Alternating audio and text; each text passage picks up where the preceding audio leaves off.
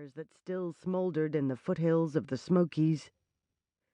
Kitty's heart tripped, stumbled, then righted itself and bolted toward an invisible finish line. She had to get out of here. Had to get her mother out of here before a stray spark finished what the wreck had started. The car had run off the road and down a hillside, landing on the passenger side with Kitty smashed up against the crumpled door. The driver's side pointed to the sky, the windows smashed out, and the door dented where it must have hit the guardrail or a tree or a boulder on the way down. The roof had partially collapsed, pressing her down against the seat. There wouldn't be much room to maneuver, and the only way out appeared to be through the driver's side window. She didn't waste time looking for her cell phone. She remembered holding it, remembered it flying out of her hand just before the impact when she'd tried to brace herself against the seat. If it was still in the car, there was no telling where it had fallen. She'd have to get herself and Misty out, and if she managed that, she could worry about finding it afterward. Waiting for a rescue down here would be a waste of time. Someone would come along eventually, but on the backcountry road they'd been traveling, passers-by were few and far between. Even if they noticed the skid marks on the dark asphalt, she had no way of knowing how far the truck tumbled from the road. They couldn't wait.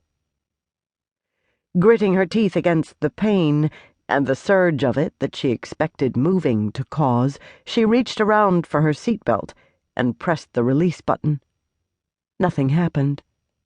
Cursing, staring at her mother's limp form, Kitty pressed again, jamming the button as hard as her trembling fingers could manage, but the belt held firm. The locking mechanism must have been damaged in the wreck. If the truck hadn't been nearly as old as she was, she might have wasted a few minutes trying to find an emergency release near where the shoulder belt connected to the frame behind the door, but it would be useless. She'd have to find another way to free herself. With her left hand, she grasped the belt where it lay between her breasts and pulled. The mechanism had locked in place, leaving her precious little wiggling room. She pulled as much slack as she could manage and ducked her head, unable to stop the whimper that escaped as her entire body protested the movement. Forcing her shoulders forward and the belt up, she managed to free herself from the shoulder harness after what felt like slow, painful hours.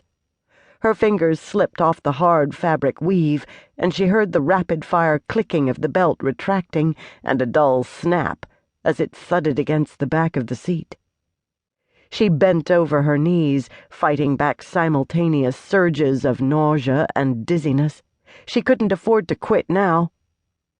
Her lungs labored like some kind of power tool, loud and harsh and rasping in the unnatural stillness. She listened hard over the chaos in her head and finally heard Misty's breathing, uneven and much too weak. As soon as the nausea faded, Kitty sucked in a breath, ignoring the sharp stabbing pain in her side, and gripped the lap belt. She pulled and whimpered again when the restraint offered no give. She yanked harder, but the fabric stayed in place across her belly. God, this could not be happening. Her brain scrambled for some alternate solution even as her hands clenched, and she poured all her strength into another pull. Misty moaned, the sound barely more than a painful exhalation, and Kitty felt the fear inside her rising. The smell of smoke and gas intensified, the air thickening, and she could have sworn she heard the faint, distant crackle of the flames. God!